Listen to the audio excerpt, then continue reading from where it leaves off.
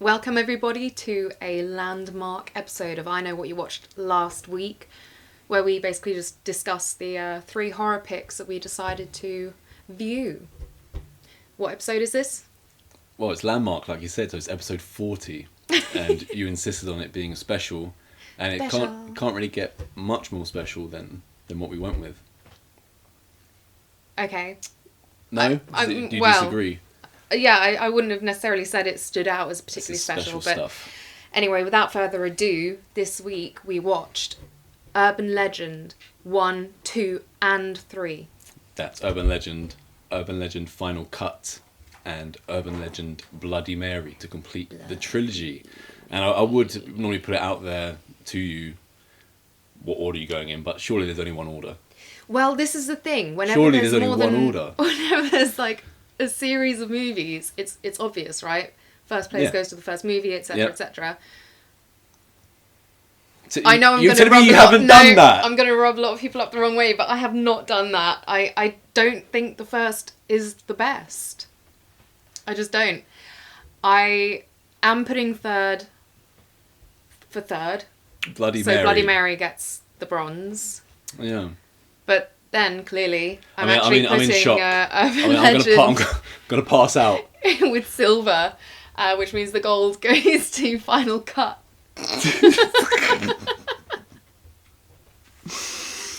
You couldn't take it. You had to disappear off screen for a second. I've gone Bloody Mary, obviously. Final Cut second. Urban Legend top of the pile.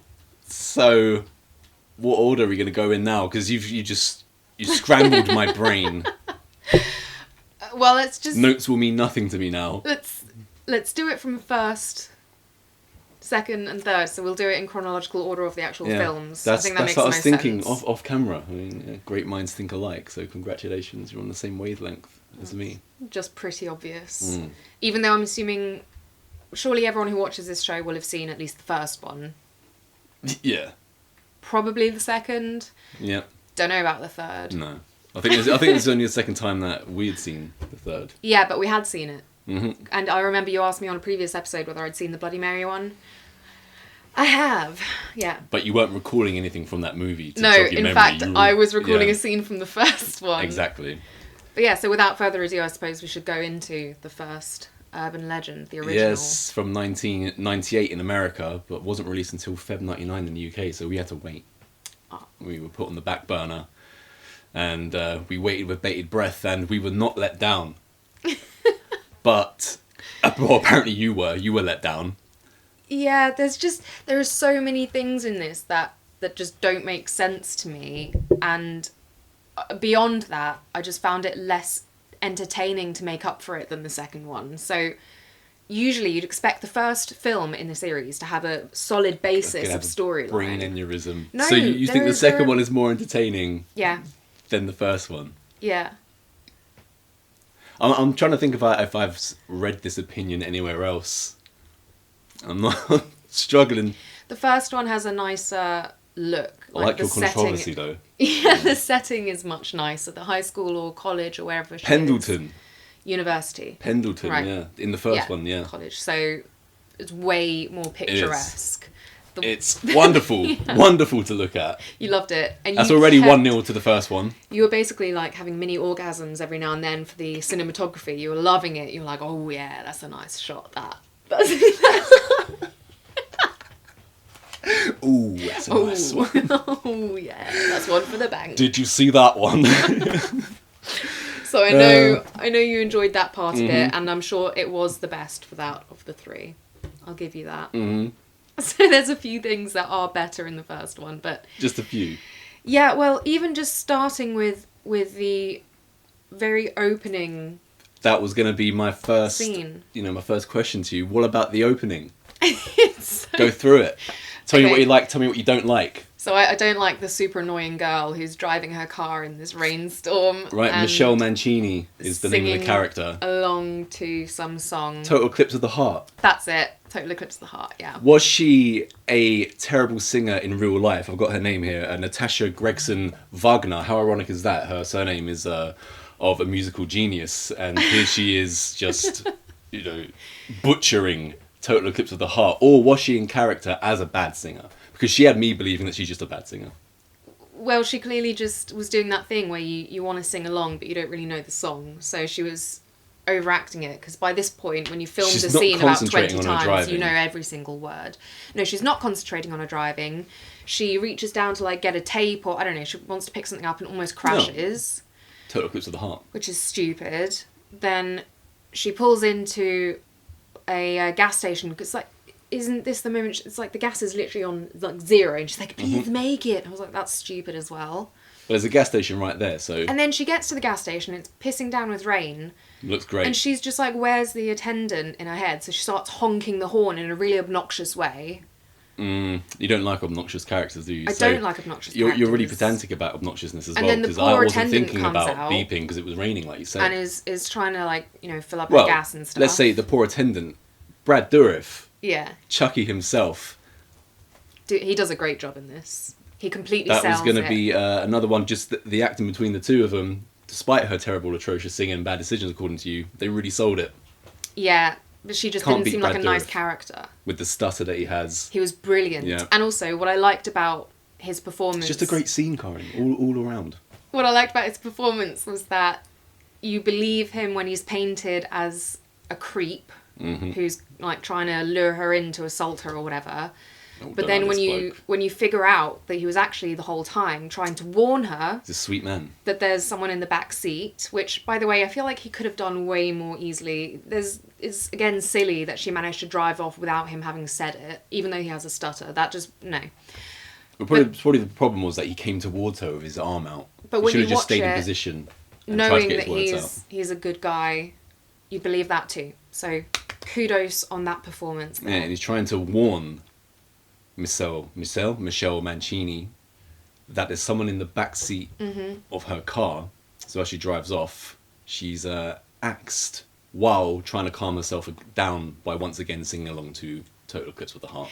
And of course, But this time it's tears streaming sort of and panic in her voice. the first of our urban legends, someone in the back seat taking you out. Yeah, what do you I make just of that? want to know What about the axe through the glass? Very nicely done. Well, I want to know how the killer, who's just perpetrated the first crime, survives this. They're going at full speed in the rain, and they've just murdered the driver. I think once the axe comes through the window, on screen, the vehicle has come to a full stop, if I remember. So that's how the killer survives. So it's just come to a nice, steady end of its journey, because the Range Rover, or whatever it is, knows that Michelle Mancini is now passed. Got to stop this journey short. She's got a killer in the back. Got to keep the killer alive, or can't go along with the movie. Well, at least that annoying character is out for the count now. That's her major appearance. That's a pretty great opening scene, though, right? It is doing what it needs to do. And what about in terms of just general 90s slashes? That's yeah, I mean, this is so of its time and everything they do, and they're trying that. I suppose I think it's Scream still thing of fresh. being a bit self-aware. You think it's but it's copying not Scream? Funny. I didn't pick up on that. Not funny. No, Not I funny. didn't find this one very well, funny.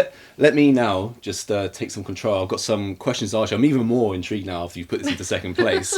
Just briefly, we got Alicia Witt, who plays Natalie, who's the lead girl. Yeah, what do you think of the lead girl, Natalie?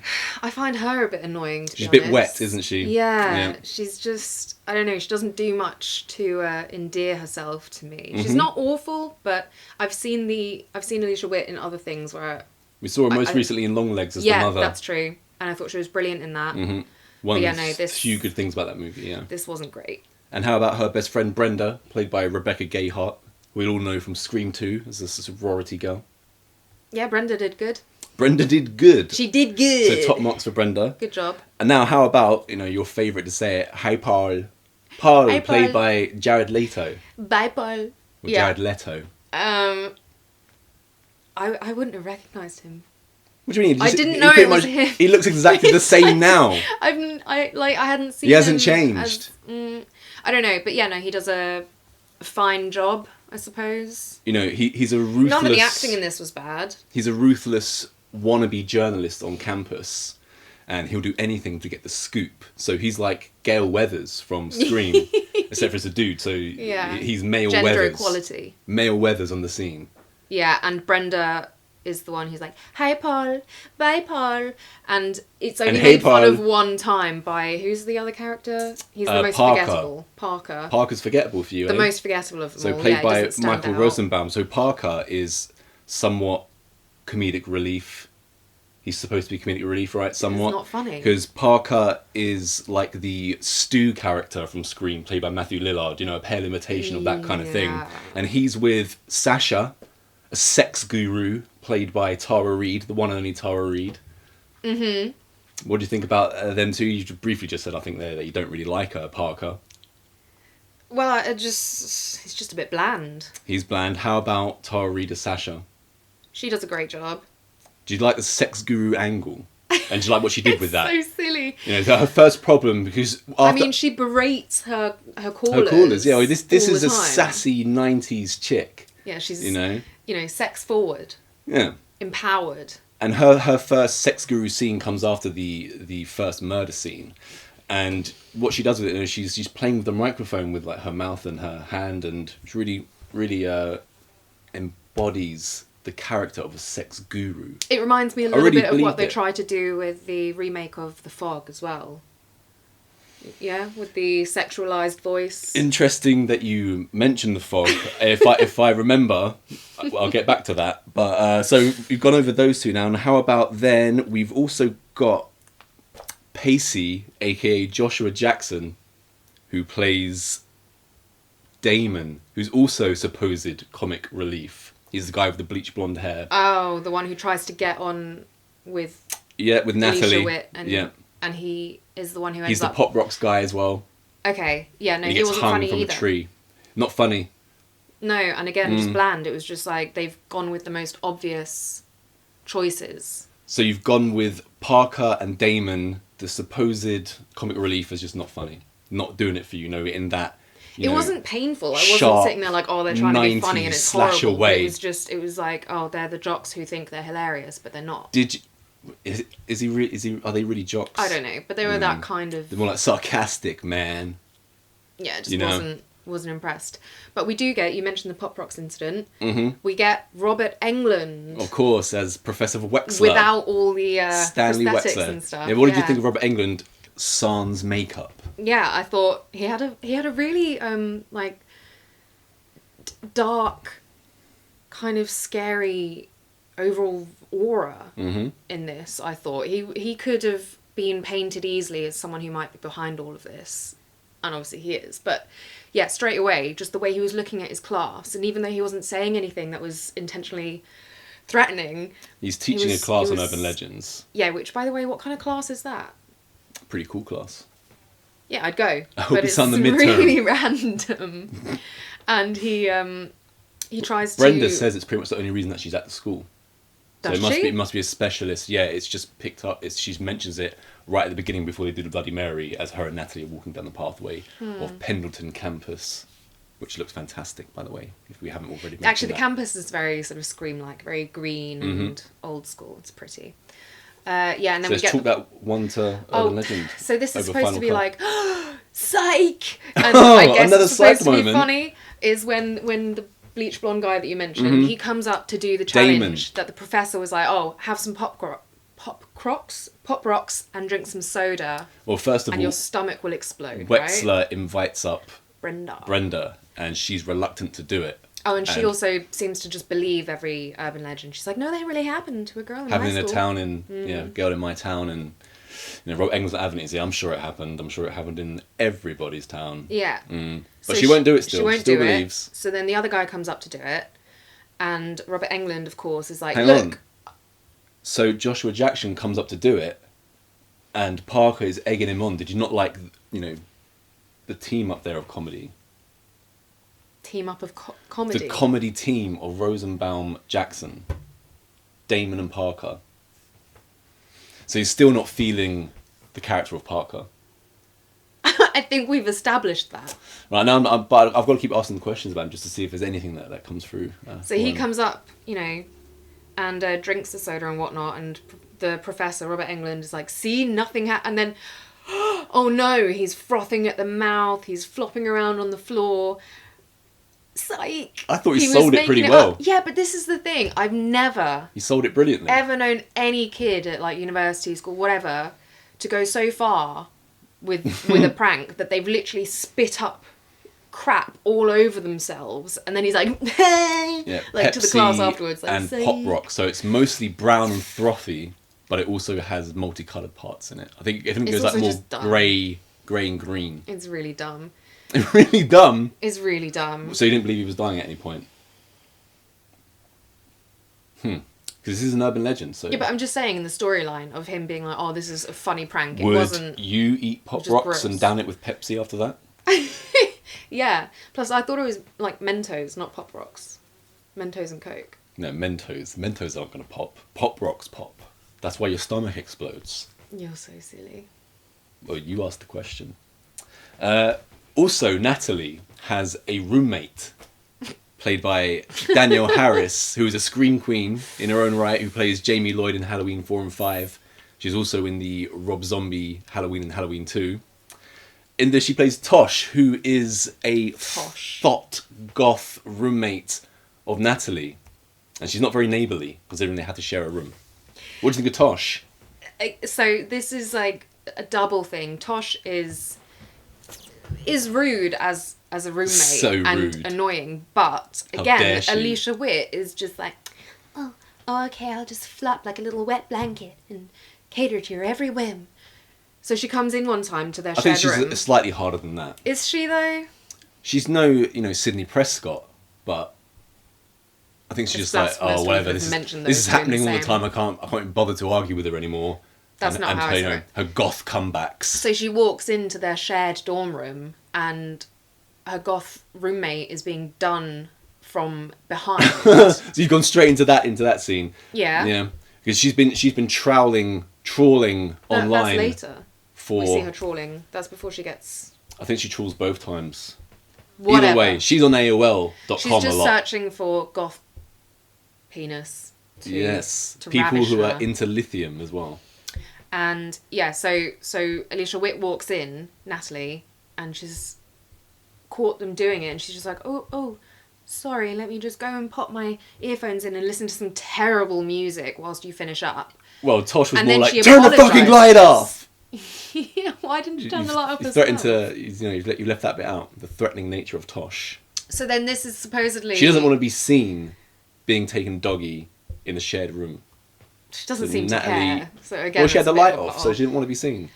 Anyway, so this And is she doesn't glow supposed in to the dark because explain she's why goth, so she's all in black. the next time Natalie walks in and she doesn't turn the light on because she was, scolded last time. Yeah, but she doesn't turn the light on because we can hear again kind of squealing sexual noises coming from the room. Yeah. Yeah. Only It's this important to time, mention that. she's not having a good time. She's actually being offed by the killer. And again, we just get Natalie just sort of falling asleep to her crap music with her headphones. And apologising. Sorry, I didn't mean to. Oh, so sorry. Yeah. Yeah. You haven't even mentioned one of my favourite characters. I thought you were going to ask me about all the characters. Well, we'll see at the beginning of this show. I was going through the characters, then you keep. Oh, going I'm off on sorry. one. Should I not Yeah. talk? I was not finished. Because also on campus, we had security guard Reese, played by Loretta Devine. What a name. Yeah. Your take on Yeah. Officer Reese I or do. security I think guard Reese? she is very cliche, but I love it. It's a good cliche. At Or should I say, least. Yeah, she's super fun, and she sells it really well. And she's a whole lot of woman. She loves Foxy Brown. Yeah. No, yeah, she's definitely my favourite. But considering, She's my favourite. when Paul Pardon. releases his scoop about a previous massacre at Penzance University, which, by the way, is going to be celebrated by Parker's fraternity on the anniversary in this movie. That's what the party's all about. But I thought the scoop was about the short-haired, annoying girl with the person in the back. I thought that's what he was posting about. Yeah, following on from the previous covered-up murders. Right. And he goes and prints this story, and the wet dean doesn't take too well to it. I completely forgot what I was going to say because I was going to go. Paul. I really shouldn't talk. Yeah. Well, they tried to cover it up, but yeah. So that's what I was Poe, going to say. but it's not the old thing. It's the new murder that's just happened, and Natalie is like really upset about it. She's like, oh, but Paul, don't you remember that this is a real person? How could you write about it? Did you ever consider? Whereas Brenda just wants to give a little quip about being she likes sad Paul. and discomforted by these murders. Yeah, with clearly zero emotion. And when Paul prints this story, and the whole campus goes ape over it, Loretta Devine, should I say, Reese, she says something along the lines of, this is the safest campus in all of some area, the state probably, or even the world. I was like, well, it's kind of hard to believe, as there's already been a cover-up, now there's a fresh murder, and you're just walking around pretending to be Foxy Brown, not taking your job very seriously. Because it's so safe, she doesn't have to. No, she's like some kind of super security guard. She has no backup or anything like that. That was what you were going to say? Yeah. Yeah, okay. The last guy who got turned up, also from a horror background, is Julian Richings, who plays the janitor, and he has a very character-filled face. He's also been in Wrong Turn as one of the mutants, the inbred forest lot. Yeah, he's obviously painted as someone. He's a red herring. He's a red herring, yeah, and he knows about this covered up previous massacre at Stanley Hall. Yeah, Stanley Hall massacre on the Pendleton campus. But he won't actually talk about it just directly. He sort of drops random little like clues for the main characters to try and uncover it. And who is it? Was it the Dean or was it Robert Englund that was one of the survivors? It was Robert, right? Yeah, Robert Englund knows all about it. And probably the Dean as well. It's got fluff in your eye. Probably a cat. What do you think about the murders in this? We'll start with Pacey, a.k.a. Joshua Jackson, a.k.a. Damon, who gets hung from a tree. Yeah. There's a lot of... After pissing in the woods. There's male pissing in the woods this time. Last week there was female. There's a lot of very, I guess, elaborate kills for one person to sort out. Urban legends. Yeah, so this one's the one where you hear something on the top of your car, you drive away and it turns out you've actually hung your boyfriend or whatever. So that's what happens there. Pretty simple. And then what's the next one? Do we get... No, dog one's... There's a dog one in this, isn't there? Yeah. Oh, wait, actually, Parker's mention of a dog. Dies. Yeah, so Parker's like having having this celebration memory party of the massacre Halloween at his party, frat house or whatever. And he gets the phone call, very a la Scream, from a killer he's talking about, what he's going to do to him. And Parker, did you say it was called Parker? Mm-hmm. Parker's like, who you don't like. You don't like Parker. I get it. You're like the babysitter up in the room or whatever. And he's like, no, this is the one with the dog. And so Parker runs down to the kitchen. He's also got a voice changer. That's not like Scream. Which we only find out later when we figure out who the killer is. But yeah, so he goes out and the poor dog has been microwaved. What did the dog ever do to the killer? It's an urban legend. This is supposed to be some kind of revenge thing. And it's like, I'm just going to off the dog for no reason. And then how does he get got? Well, it's a good way. He gets a funnel put down his mouth and draining fluid or cleaning fluid put down the funnel like a frat boy beer bong or something like that. Yeah. So clearly we found out that this killer can escape a moving vehicle.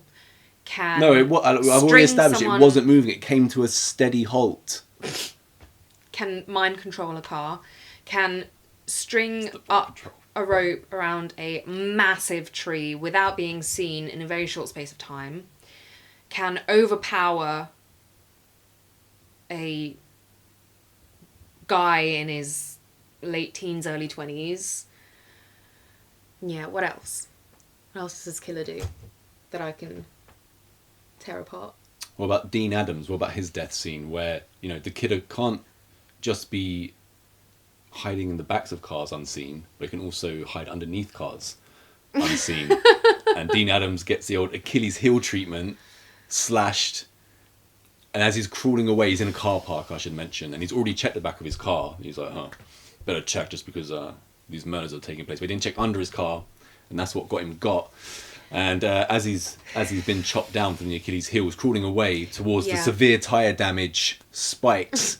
And the killer lets off the handbrake, and the car starts rolling slowly towards him as he's walking. This is another crawling towards the spikes. Classic, super frustrating thing that they do in movies. What's like frustrating this, about this? Where you'll get someone like this with his Achilles tendon slashed, and he's crawling away.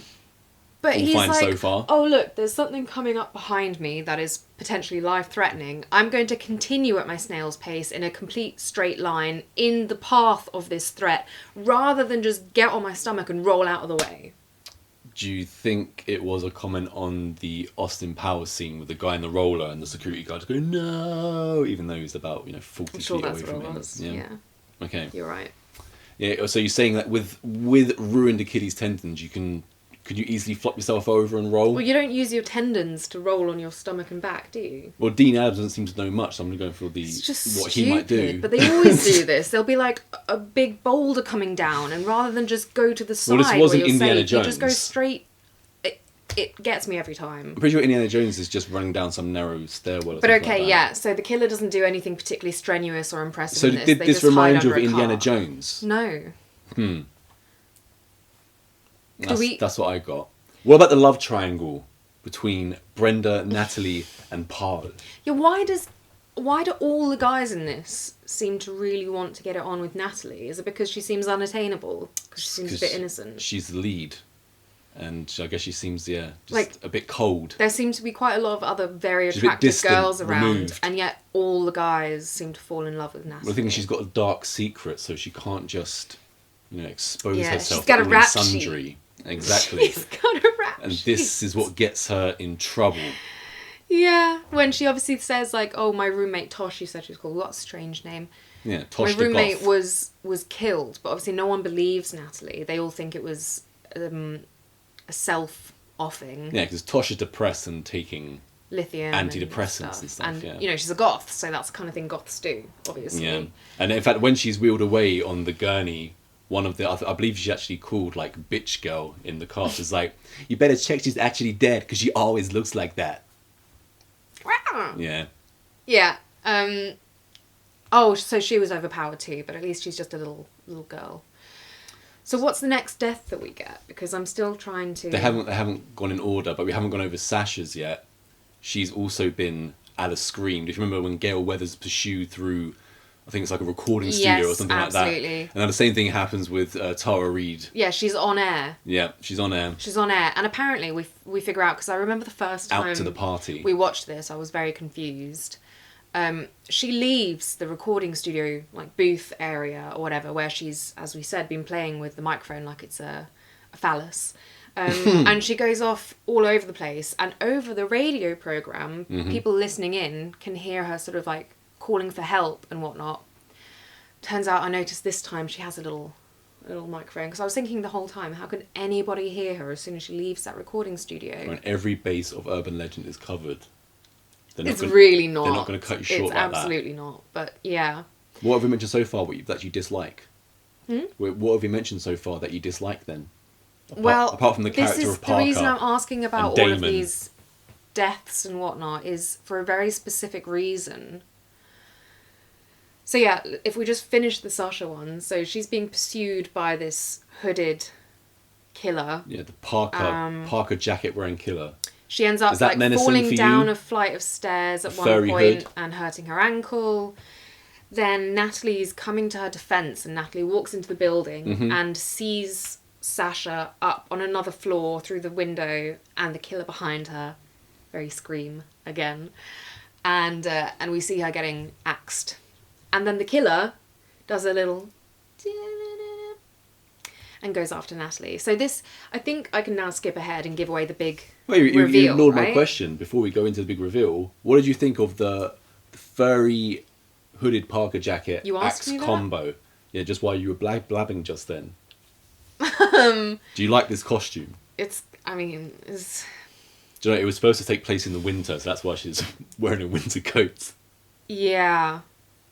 Well, it's not very ingenious, is it? I feel like maybe they could have looked into something that was a bit more urban legendy. They have made a movie Maybe. where the killer wears just, a general hoodie. Yes, How I about know. that? Yeah, great. Is the parka jacket more effective than that? I guess the one thing that's good about that as the disguise is that multiple times throughout the film, Natalie spots this coat in various people's possessions. So it's like is this the killer? Including when she gets in the car, she's being pursued or something. She gets in the car with the caretaker, and it's quite obvious it can't be him. He can't be the killer because she's just run away from them. She's not thinking straight. And yet she gets in the car, and 2 seconds later she's like, actually, this guy's a bit creepy, and she starts panicking. Well, he looks weird. Don't judge a book by its cover. She's got to get out. It's so silly. Yeah, so I'm gonna do the big reveal of What about the fact that it's ingenious that if you just put the hood up on a parka jacket, it makes your face black out, so you can't tell who's behind it. Yeah. That's great for a killer. You don't want your face to be seen. Well, you can't. And if you can't bother to go out and buy a mask, you might already have a jacket line about at home which you can just pop the on. hoodie. So it turns out the killer, was Brenda. Or she'd just say ding, ding, ding, ding, ding. Yeah, she goes a bit nuts in that last scene. So now I'm going to go to one of the things that I disliked about this. Why is Brenda you the look killer? back through all of these kills and stuff. First of all, just purely physically, that person in this jacket wielding axes is so clearly not a slim female figure. Well, how can it's you tell? not. And I was justified when I looked up in the credits and found out that she was played by a male stunt person when she was in costume. I don't believe it. Listed as killer. It's a cover-up like there was at Stanley Hall. So the only clue that we get that it was Rebecca her is her Gayheart's at least saying 5'4", so she can overpower like that party jock guy and all Damon. of this, and she can get the rope around that tree somehow in 2 seconds. And Well, she's the killer. The It was killer all can so always do silly. stuff like this. yeah, so you asked the reason. And that's the only reason that you dislike this movie. No, That and some I of don't the comedy, dislike the this comedy movie character either. I never movies. said I disliked it. Well, you must dislike it. You've put it second when it's clearly first place. Oh, maybe that just means that the second movie is really great. Doesn't mean that this is a bad movie. So what would you give this movie out of, like, if we're going like bourgeois, out of 10? General ratings. 6. It's at least an 8. Come on. Yeah, classic. Absolute classic. I don't know. I just feel like there were a lot of things that didn't make much sense. People being killed. So you went for the reason why Brenda is the killer. Mm-hmm. And we found out this rap sheet that Natalie has was because her and the girl in the opening scene, Yeah, Michelle Mancini. when they were in high school, played a trick, like a urban legend thing, with the flashing lights and then pursuing someone Yeah, down. if they're on the road street. driving, and if they're driving with their lights off, and if the person coming towards them flashes their lights, then they get pursued with their lights flashing on them. Yeah, so And this one went wrong. this is happening. And again, this is another reason I knew I didn't like this girl. So she's just speeding and chasing this person who's clearly scared because they're speeding more. And in the end, what happens? The person they were chasing and pranking gets killed. And from happens this- to be this Brenda's joke. boyfriend. It was Brenda's boyfriend. Or The love fiancé. of her life. Even though she seems to have gotten over him pretty quickly because she's all up in Paul's Jared Leto, yeah. face. She's like, oh, I can't believe I was almost going to let you get away with both of the guys I like. When it's So revealed was- that Brenda is the killer, and she has Natalie tied up in Stanley Hall, the abandoned Stanley Hall, which set piece is very nice, there's candles and things like this. She's strapped to a bed, and she does the old organ harvesting. She starts sticking the surgical knife into her kidney area, which always gets a squirm. Yeah, she stuck it in her abdomen, which is not where I would have gone for. But But she does say that she doesn't know where the kidney is. She and is she's gonna take saved whatever. by Paul, who has just previously been, framed as another red herring because he's got, I think, Wexler in the back of his car dead. But he walks in and he disturbs what Brenda's doing to Natalie with the old, Trying to play along and trick her. well done, Brenda. I couldn't have planned it better myself. But you forgot one thing. That kind of... So do you enjoy the slow clap reveal That was so silly because in that situation... What, the slow clap in general? Or the whole thing? What he does. The slow clap? The whole thing. If you let me finish. Stop slow clapping. So he's overheard Brenda confessing everything and saying, oh, she wants Paul as well. So he knows that she's into him. So as you said, he goes out and does the whole like, yeah, great idea. Thank you. But then gun. He's like, oh, just give me the gun. He could have been way more sly about it. So the initial idea he has is a good one.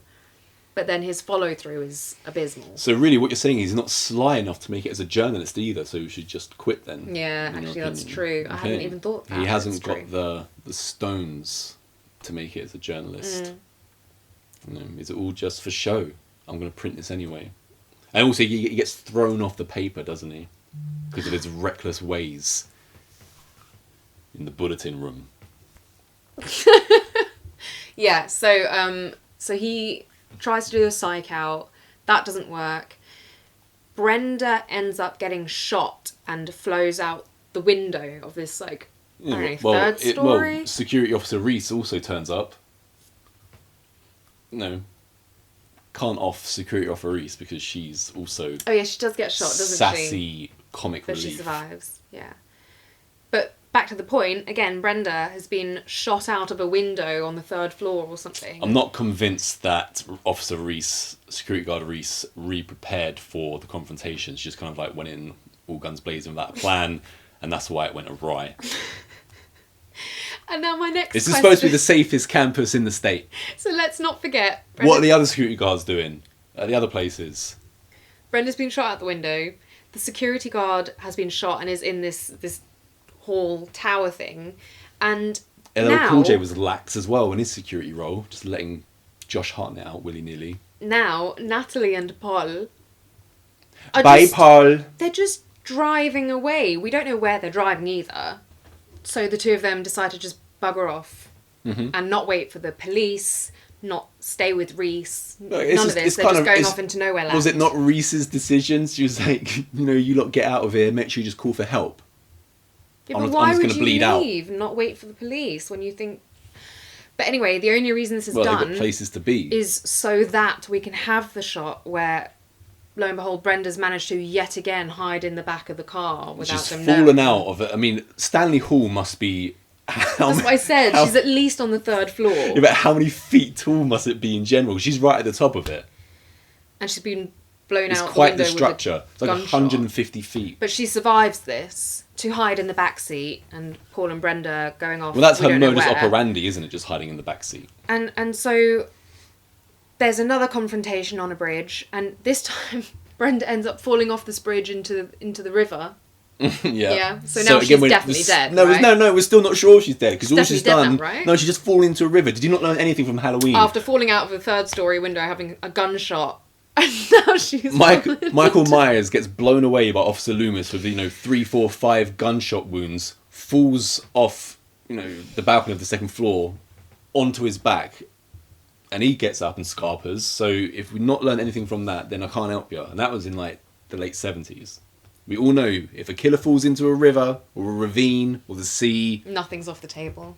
It's not guaranteed that this killer is dead. Look at Jason. He can survive underwater chained to a boat or a rock.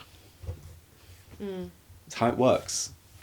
Brenda has those powers. What do you think about... It's ridiculous. Did you like Brenda's nutty rendition... Rebecca Gayheart's nutty rendition of Brenda, and what they did with her, they just kept her hair naturally curly to make her look, a little bit off-kilter. Psycho. Yeah.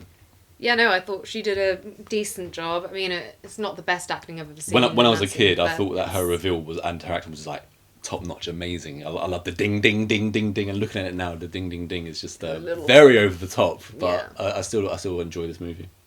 Despite the ding ding dings. We had this movie on a lot.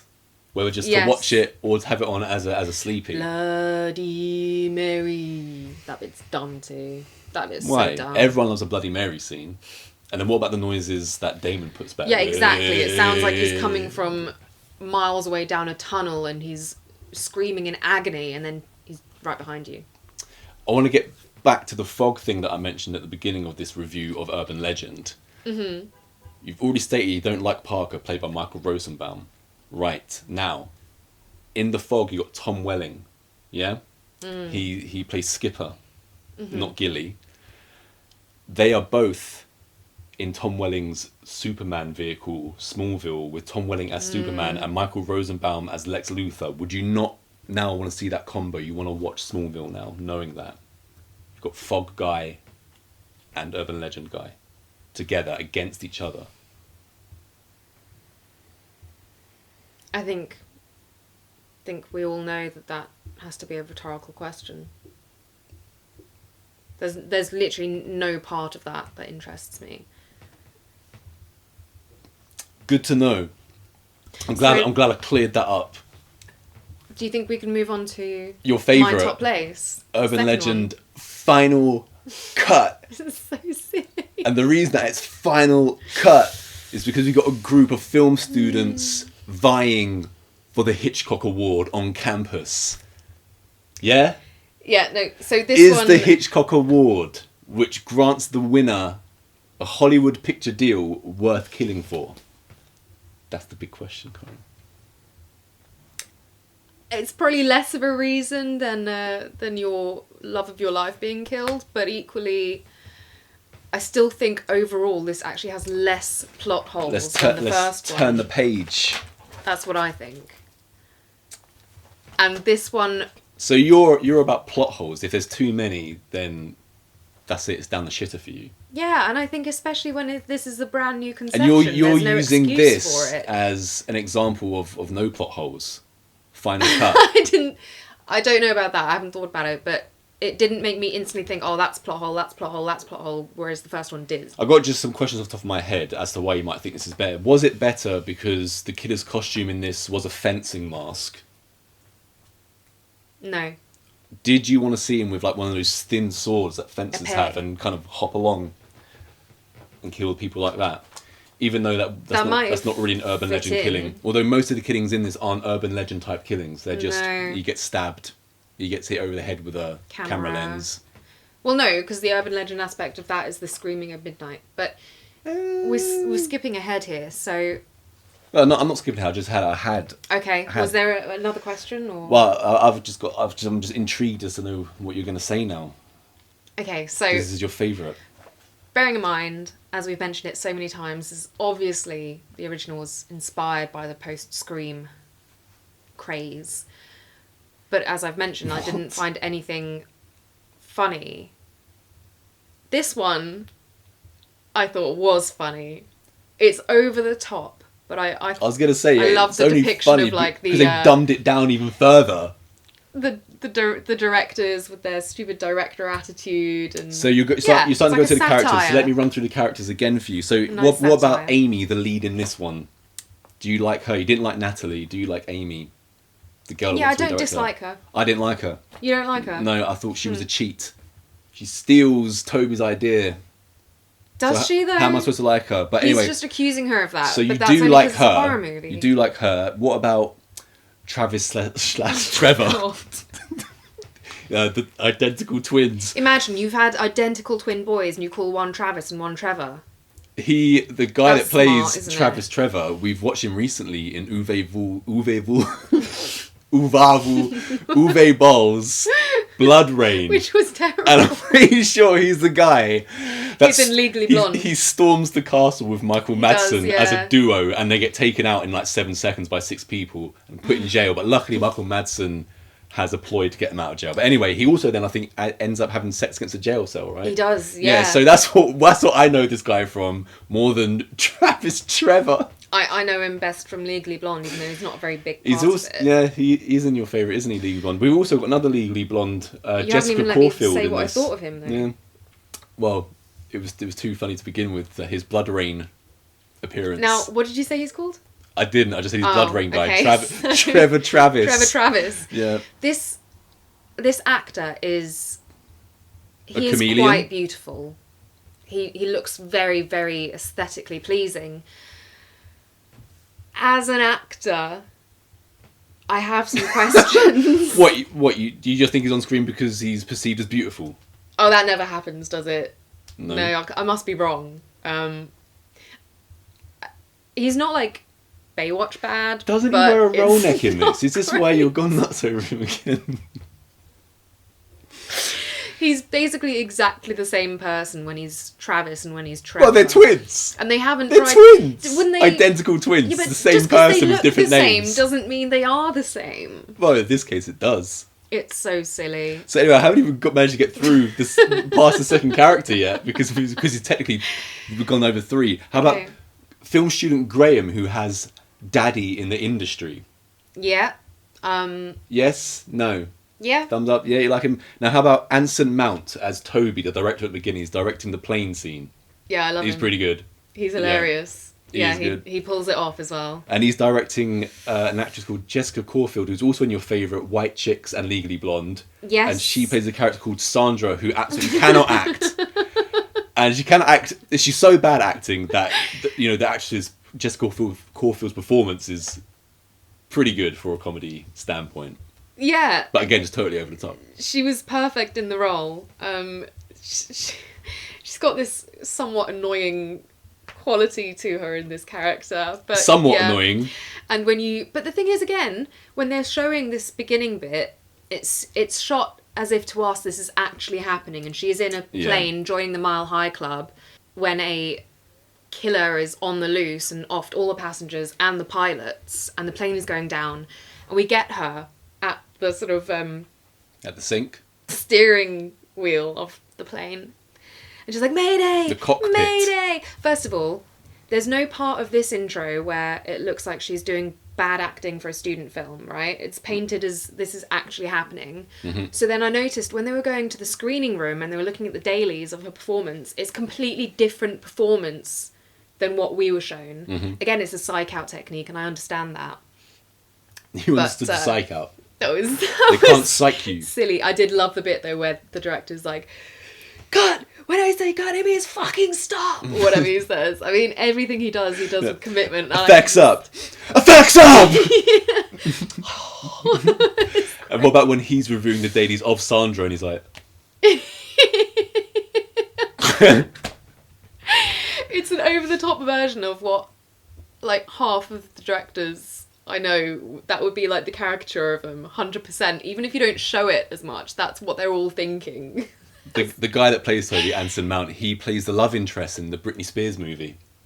The Britney Spears Yeah, movie? Britney Spears had a movie, like Mariah Carey had a movie, What, Glitter. Crossroads? Crossroads, that's it. You must have seen that. Yeah. Yeah, so yeah, you've I seen mean, it. I was like 5 years old, but yeah, I've seen it. Have you seen it more than once? Yes. Then do you remember the love interest? No. Well, that's him. I literally only remember Britney Spears singing I Love Rock and Roll in a bar and getting loads of tips for it. Well, why haven't I seen this then? I don't know. Right. It's a terrible movie. Next week on I Know What You Watched This Week.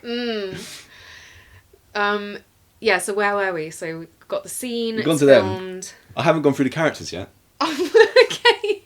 But you It's can like carry on, half an you hour can carry, later. you can carry No, on no. the scene bit. Go on. We got Stan and Dirk, who are like prop nerds. Right, yeah. Remember those two? Now, the guy that plays Dirk, who is the little white one, Yeah. he was pretty good in this. Does the job. But then I found out that he wrote a movie called Scott Pilgrim versus the World. Oh, you hate that Now, movie. granted, I had no idea what Scott Pilgrim was before I even watched the movie, but I was violated considering my tastes. And Is it really, like, shallow to say that he looks like the kind of person who would write that kind of movie? No. Can you say that? Always Is judge that a book acceptable? by its cover. And he also wrote Project X, which it was billed as the next American Pie, and I hated that movie. Was that as the one well. with, like, a massive house party or Yeah. something? I've seen that once as well. That was not good. So yeah, I just thought I'd mention him and bring up my dislike for him. But the other guy, would you say not Stan? Dirk. No, I'm talking about Dirk, the guy that plays Dirk, I think. Stan. I've seen him in something else. Yeah, Anthony Anderson. He's in an episode of Entourage where he tells drama, "You got paid, didn't you? So stop being a little bitch." Remember that? Don't be a peach. Yeah, he's also in Scream 4 as a cop. He's just in loads of Transformers. He eats a load of donuts. Essentially, I think everyone in this movie He always plays the same guy. did a great job of their performances, except for Trevor Travis, who just Trevor Travis. Oh, he's been scooted through, dissed. relied on his looks. He's got to play two roles. Oh, who's the next character? Because there's one I'm excited about. Okay, how about? I think it's going to be this one. The cinematographer Simon, the cinematographer. Yeah. played by I a guy, loved I think his him. name was Marco Hofschneider. So he's almost like, it's almost like he's been flown in from Germany. And the His accent didn't sound very German though. It Well- sounded like he was trying to do something else. his name is Marco Hofschneider. But whatever he's trying to do, this guy was in the remake of The Island of Dr. Moreau with Marlon Brando. And I'm pretty sure when that film was going to pot, Val Kilmer was worried about being fired, and he was in the backstage bit with him, and he was like, "Just so you know, pal, it's gonna be me or you. It's gonna be me." In terms of staying onto the movie. I was gonna Yeah. say, wait, so And- Val Kilmer said that? Yeah, to Mr. Hofschneider, and then I'm pretty sure Mr. Hofschneider was eventually his part was reduced because Marlon Brando wanted to act next to this really small person who couldn't speak English and had like a red face and stuff like that. And I'm pretty sure Marlon Brando was like tossing him around during the set and things like this just to his own amusement. That was a bit of a, off the topic. Yeah, but it's important to know what this Mr. Hofschneider has been through. He's been threatened by Val Kilmer that only one of them will be chucked off this movie, and he's also been, at the request of Marlon Brando, had his role reduced for some little guy.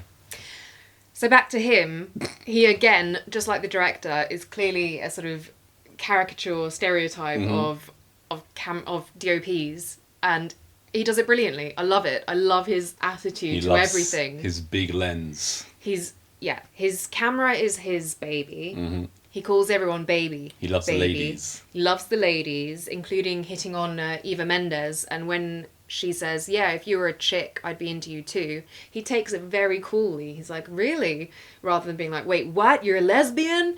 And just he smokes, and he's just cool. So yeah, you just mentioned there we have Eva Mendes as a lesbian. For no apparent reason, because she essentially just says it out loud, like you just said there, and then it has no consequence as to the rest of the movie while it carries on. And also, I It heard seemed to me though that they were insinuating because in that scene that we just mentioned, we found out Eva has a girlfriend. She picks her up in the car, right? but she fancies the director. But that's what I was going to say. It's really clear that she has feelings for the director, the girl that you don't like very much. Is she playing fast and As loose? in the female director, not the caricature male director. we're talking Amy, the about. lead. Amy's our lead, yeah. She's Yeah. directing. Yeah, and of the last of them, we've also got a returning Loretta Devine Yes. as Reese. Now, how unlucky is Security Officer Reese that she's been let go from Pendleton because she wouldn't go along with a second cover-up. Yeah. And now she's at this university, and somewhat urban legend murders are happening again. Yeah, how has that cover up actually gone through, especially when she wasn't even agreeing to... Well, let's skip that. They're used to cover-ups now. But I was very happy to have her back.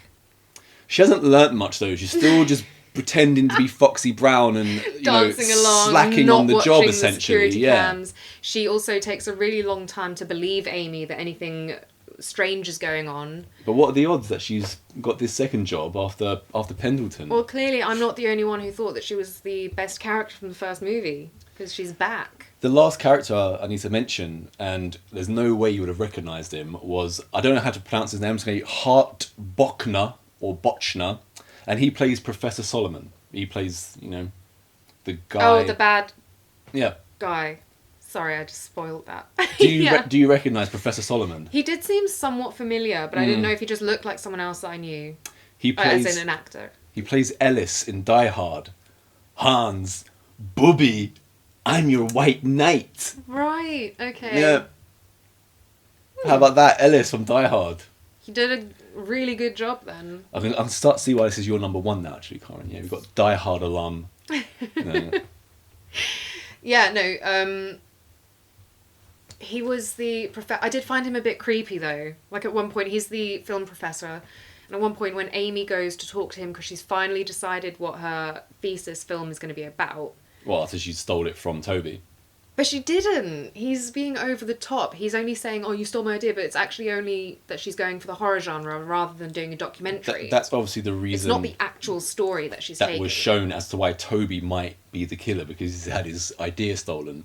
If we go back slightly to the beginning, when after the scene in the airplane, we see the kind of main characters in a club, and they're all having drinks, and we see this drink get spiked at the bar, and it's handed to a character called Lisa, who's not mentioned previously or after. It's literally just for the scene, and her drink gets spiked. She then wakes up in the bathtub full of ice, which is the scene that essentially makes this entire movie worth watching. for me. Actually, now that you mention it, yeah, that is super duper random. What is the reason for that? It's a great scene, but what is the reason for it? The reason for it being there Yeah. is because when the film was handed in, the producers decided that they needed another kill early, so it was done as a reshoot. And it does follow the urban legend. It's the Well, it's pretty much the only one that does follow an urban legend in It's this. the foiled urban legend that, you know, was Organ used by harvesting, Brenda in the yeah. first one. So Directly organ carries harvesting. on. So she wakes up, yeah, and she's in some disgusting place, and it's the typical thing. And She's yeah, in the it's a tub pretty of ice grim and her scene. kidney's been taken. And as she wakes up, she sees the, you know, apparatus on the side, and I believe even her kidney there, which looks a little bit like an emoji turd, the way that it's, you know, spiraling up. And then yeah, she makes a bit of noise and is pursued by the killer who's in the other room, I think, like cleaning up or whatever. Yeah. And she manages to get herself somewhat halfway out of a window. Yes. But as she does this, the killer sticks his hand into the wound. fresh wound. Yes. Yeah. And then I also was thinking about it because she gets flipped over as he's pulling her Mm-hmm. back through the window. And again, can you imagine like the cut glass or even just the sill when her wound goes over that bit? Her wound. It's grim. That would be really, really gross. It's grim stuff. She ends up being decapitated by the window, Yeah. and her kidney is then fed to the dog outside. So what was the point? I thought normally these organ harvesting things were supposed to be money makers. She's doing it for fun. He's doing it for fun. And apparently that was a silly. goat's kidney that they used there. Oh, I read it was a cow one. Bovine. Goat. More sinister. Evil. Okay, so yeah, That's that the is best scene in the entire it's a movie. good scene. Super random. Apparently there's an urban legend which I'd never heard of, which is people screaming at midnight covers an actual murder, which we get in this. So Amy, for her movie, needs some screams. So she's got her gang of people to do this scream audio. And this is when we lose Simon outside. He's gone for a we fag. should mention that Sandra, the character who's been directed by Toby at the beginning in the airplane The one who scene, can't act. the one who apparently, can't yeah. act, she has now been recruited by the lead, Amy, to be in her movie. So what the hell is Amy? It's another reason why I don't know Amy. She's dumb. Why has she recruited Sandra knowing full well that she can't act to save her life? And she puts her in the movie, and what does she do? She starts ruining all the footage. Yeah, you've got a point there, actually. That is straight favoritism because they're friends. Mm-hmm. So Amy's put her in. That is... It's sisters sticking together, sisterhood, Yeah. woman power. But then the dailies, when they're watching them, and we see how terrible she is, the dailies suddenly change to more like handheld style. Mm-hmm. And that's when we see... What did you say she was called, the actress? Oh, Jessica Sandra. Caulfield. Character Sandra. When we see Sandra being offed. And so she's... Okay, she's gone to look for her car keys. So she's gone back to set where she's just been. Mm-hmm.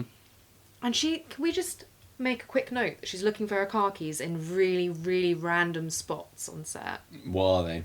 She looks through like a drawer or like some jewellery box thing as if she would have gone on to set. And like, oh, I've still got my keys on me. Let me just pop it in there. That makes sense. Well, you put this number one. Karin. And she eventually finds it in the fake guts of the fake dog, which is hanging there with its tongue out, that the two set guys which put Stan and together. Dirk are very proud of. And it Yeah. does look good. It looks Funny but good. Yeah. So she finds her keys there, turns around, and the killer is there. Dun, dun, dun. But Yeah, everyone on the crew doesn't seem to realise that, oh, I didn't work on this, so what's going on here? Yeah. So, Only Amy's as you questioning it. mentioned, that all of Amy's cast are screaming and shouting around the audio equipment, and outside Simon's being pummeled by his own camera lens. So that's the end of him. Then we Off by hear the thing he loved that most. Travis is sad on his porch and smoking and drinking whiskey because his film's been marked down at school, and he can't afford. He's not rich like Graham, who has a daddy in the industry, so he might be out of the Hitchcock Award running in general. Amy comes to give him a pep talk. Doesn't work because then he unalives himself. Yeah. But don't be too sad because Travis is gone, but Trevor appears. Yeah. He comes from like behind a tarp.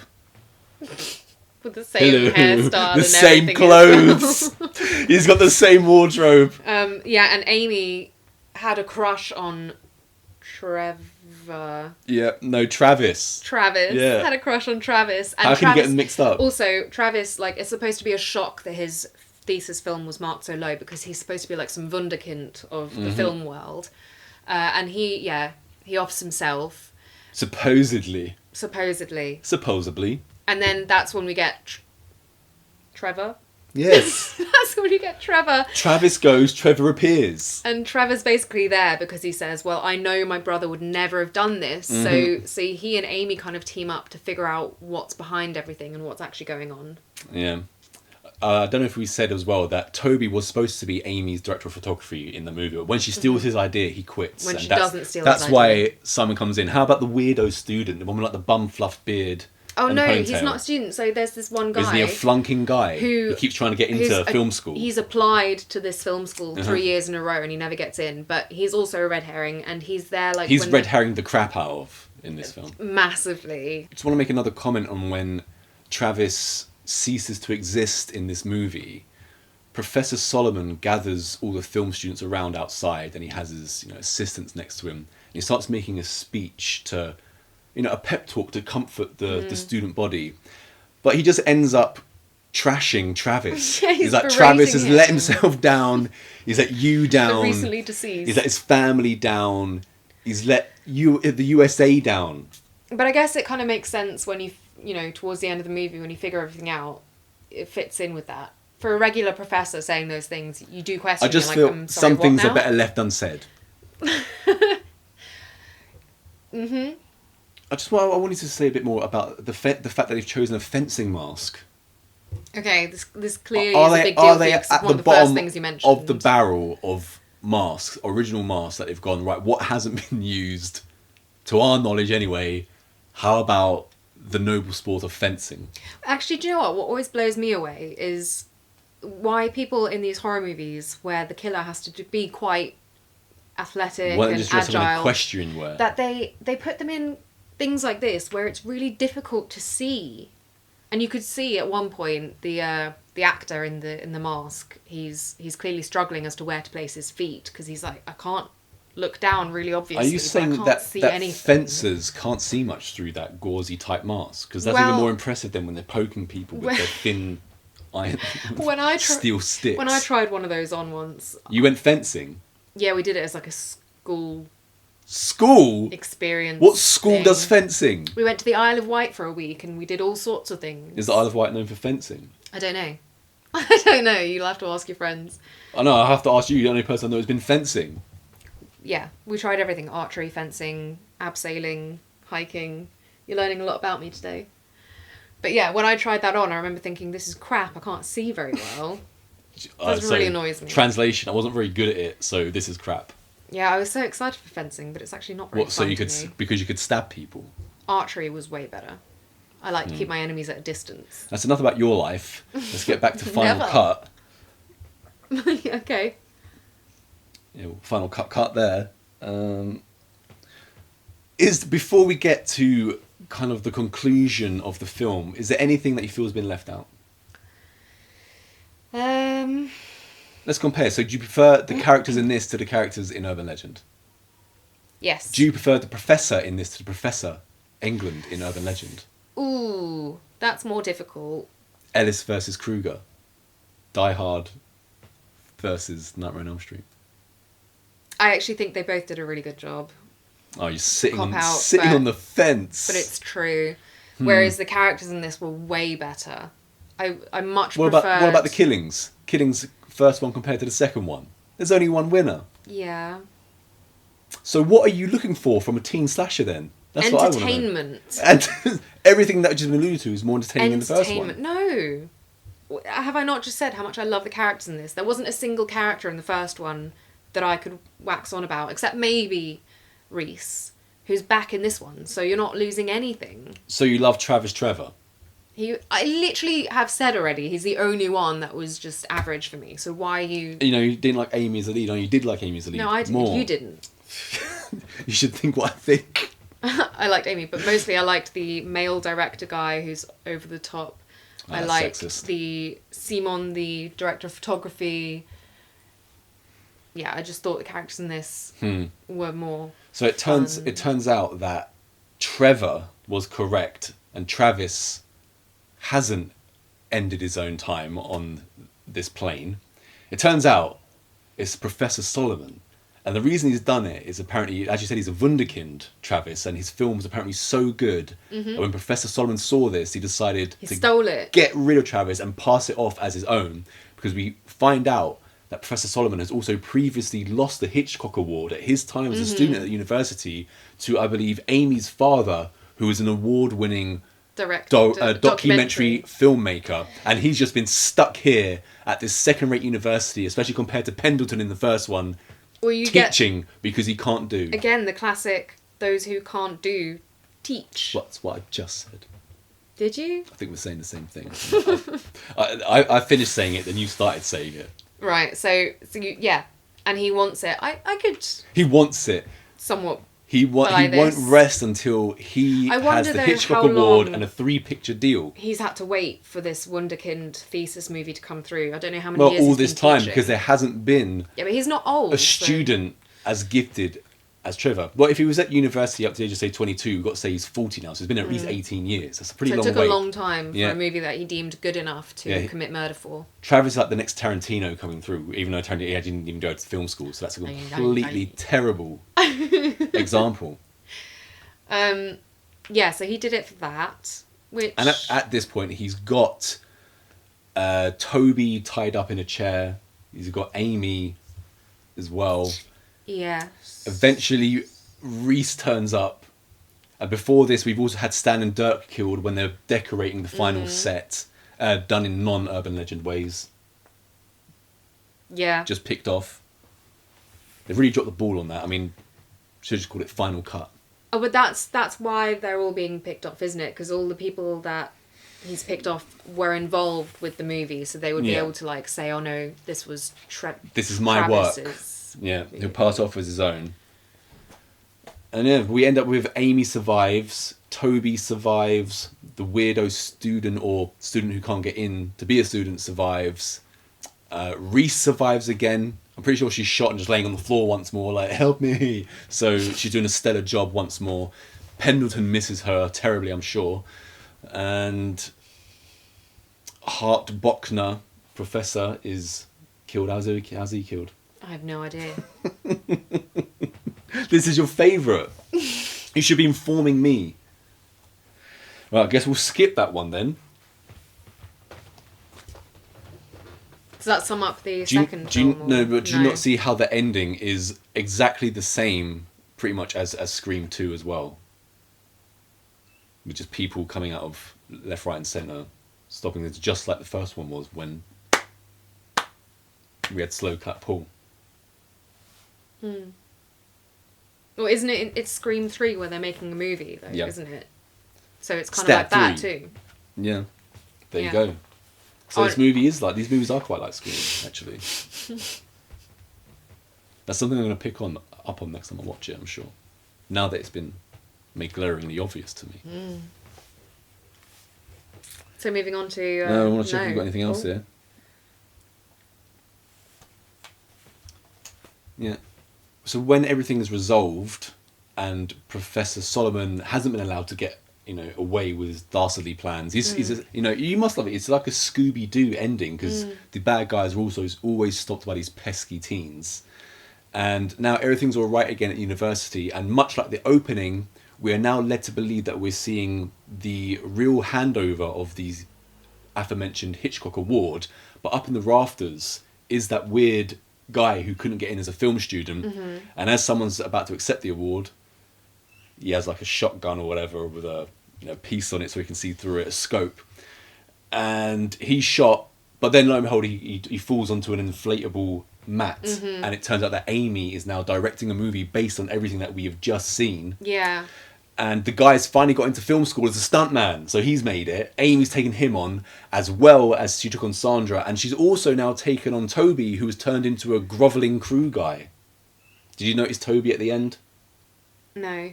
Yeah, when Amy calls cut after the weird guy falls onto the mattress. Oh yeah, no, he's like, he's not hey, a grovelling. Is there anything guy, else that I can do for you? I thought he was on the phone being all like, "Oh, I'm going to make things happen," like producer. No, that must be someone else. This is supposed to be your favourite movie. Yes. It's Toby now grovelling as a grovelling crew member to Amy. And I was thinking to myself, well, at the beginning when I saw Toby's directing, I was like, yeah, maybe even this movie is stupid. I kind of want to see a movie from this guy. No, you're right. I would not want to see a movie from Amy. It's the guy with the famous dad who I'm thinking of. Graham. Who's doing the producing stuff. Graham, right, okay. So he gets to survive as well, even though he's a total prick. Because he threatens Amy also, doesn't he? You know, 2/3 of the way through the movie, he's like, you'll never make it with the help of me and my daddy. But she'll stand strong. So you've missed a lot of little things there. You know, confusing people. I'm sorry we haven't gone through every single detail of this movie. Would you want to see a movie by Amy? No, exactly. Don't think that's really the point, though. It is, because she's risen to the top now, stealing ideas from Toby. Now he's her grovelling crew member. You know, her daddy's already a Oscar-winning documentary filmmaker, apparently, who stopped Ellis from making it. So this is what you love in a slasher. This is your movie. So you gave Urban Legend a 6. What are you giving the final cut? A 7. So you're only going one notch above. Well, we've only got out of 10, so, you know, what each notch is quite a big achievement. I just thought you I can't say that this is like an 8 out of 10 movie. You defend this movie of your life. I like it. I respect it. You know, when I first saw this, in fact, the first few times that I tried to watch it, I didn't like it whatsoever. I thought it was like just so poor compared to other slashers, but over time, it's grown on me. What hasn't and never will grow on me is Bloody Mary. Bloody Mary. I mean, you can see, even though you've complained in the final cut that there's not that many urban legends, how is there anything urban legendy to tie it in Bloody Mary?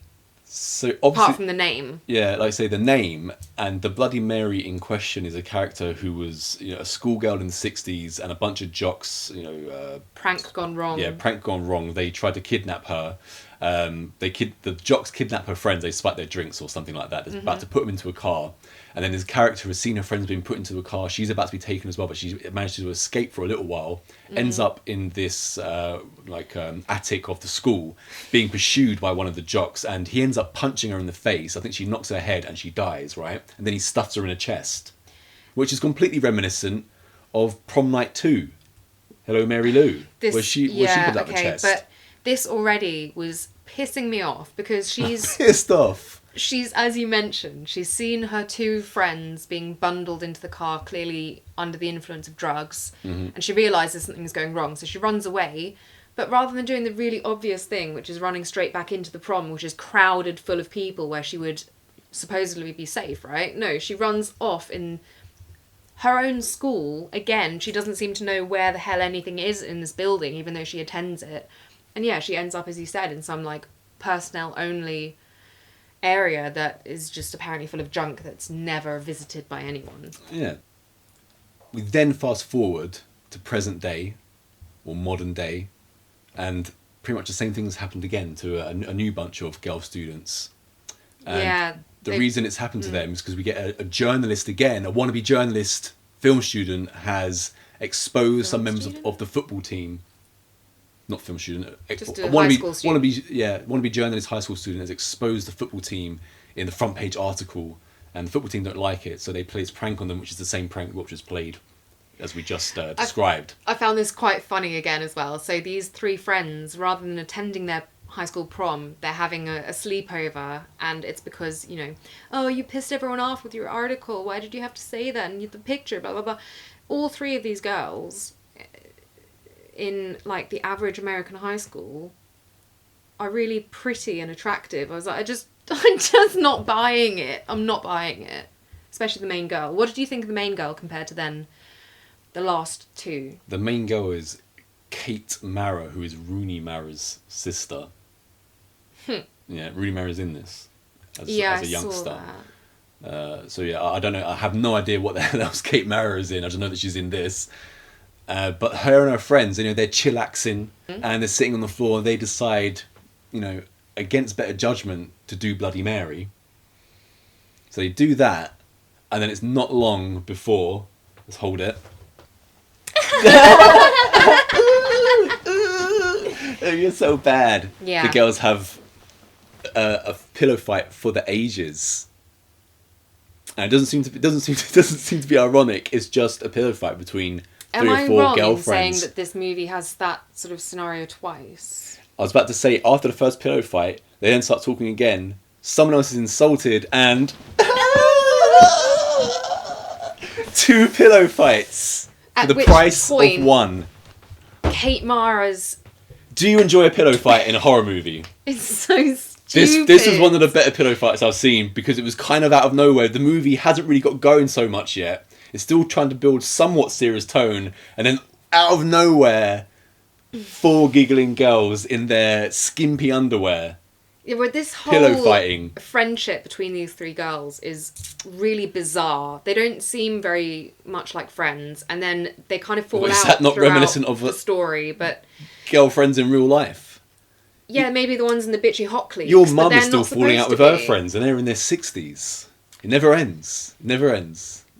But no, pillow fights it's so stupid. I don't have any notes for the film. I knew the opening, and then I knew the pillow fights. Then we got the spider scene.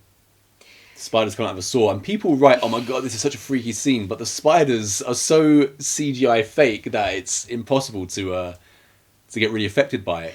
At least for me. That's with one of the girls. So the main character's childhood friend, who they've kind of grown apart because... Oh, that was it. So this girl's boyfriend is part of the gang who've drugged and put her and her friends off in this cabin in the woods something and freaked them out. And she's like, oh, but, you know, it wasn't my idea. It's like, great. It's a great friend. As I said, I didn't write any notes for this. I just did it as it comes to head. What about the jock with the terrible haircut who takes a piss against an electric fence and gets his cock blown off? That is great, and I will return to that. But I don't feel like we finished the spider one, because that is kind of an urban legend. So Spider's gone... Well, she's sleeping on, like, through her nose, I think, and supposedly laid babies in No, there. it is an urban. But why is Bloody Mary, the supposed Bloody Mary in this movie, being the chick that was killed in the 60s? Why is she offing people in the style of urban legends when she could just do whatever she wants? Yeah, that's what I'm saying. This one really was reaching for any excuse to be an urban legends movie, because the reason they give makes no sense. Did you like it going from just a straight slasher format to all of a sudden supernatural? Was that a natural progression for you? Well, considering Brenda's supernatural abilities in the first movie, it kind of makes sense, doesn't it? Brenda's supernatural abilities in the first one? To survive.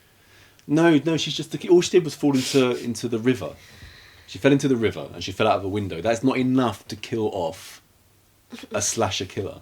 So, in answer to your question, seriously, no. The first 2 films kind of feel similar in that I can believe they're in a series, whereas this one is clearly like someone's had a random idea, said this would be really good, and then they were like, well, hey, we're trying to make Urban Legends 3, how can we fit this in? I'm pretty sure that is what happened. And so, yeah, we get the spider one. She sees, like, she thinks it's a spot or something, and she tries to pop it into the mirror, and then, lo and behold, a bunch of spiders come crawling out and devour her.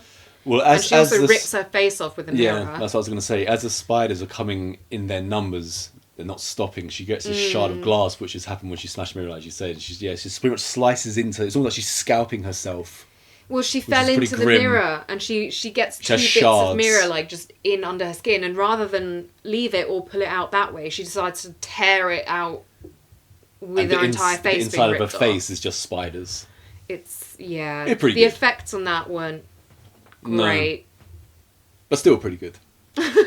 Pretty fun. Yeah, and Kate Mara's character, trying to help her, stumbles in just at the end when she passed away, but she still sees, like, the spiders crawling away. So now we've got No one believes Natalie versus Amy versus Kate Mara. Who's the winner? Well, I'm pretty sure I pretty much asked you this, but... Well, there's only one winner for me. Going with Amy. Sticking with her. Yeah. No. So I've mentioned the bits that pretty much stuck out into my head. Now I'm starting to struggle. Where do we go from here? Oh, I did mention the cock blow off. Yes, you did, and I was going to The go back cock to that. explosion. You're right. Yeah, someone turns the electricity... Well, not someone. The Bloody Mary. spirit of Mary turns the electricity on so that whilst he's whizzing, it goes through his urine stream, and On a fence. blows him backwards from the crotchal region. I'm surprised you didn't love that. And he's got a giant hole in his quite crotch funny. reason. Though it's obviously ridiculously stupid. And yeah, it turns out that she's But doing how is this that an urban because- legend? Is that an urban legend, turning on an electric fence while you're taking a whiz? Don't pee on the fence. What? That's the urban legend? Don't pee on a fence? I don't know. I mean, they're taking a lot of liberties. Like, don't eat yellow snow. That's not an urban legend. But that's not just gonna good kill advice. Yeah, it's true. Yeah, so it turns out that Mary is offing these people because they are the Descendants. spawn. Yeah, they're the kids of the jocks who wronged her in her life. That's always a good reason to have someone come back Yeah. and I don't understand that form vengeance. of revenge, but maybe that's makes more sense when you're dead. after the the cock and ball explosion, what else is left? It's not much really. How does it end? Oh yeah, Kate's character Mm-hmm. meets one of the survivors, by the way. Do you remember her? The hippie Oh yeah, smoker who peace doesn't out. want to leave her Another house. lazy character. What do you think about that Mhm. character? Yeah, lazy, like you said.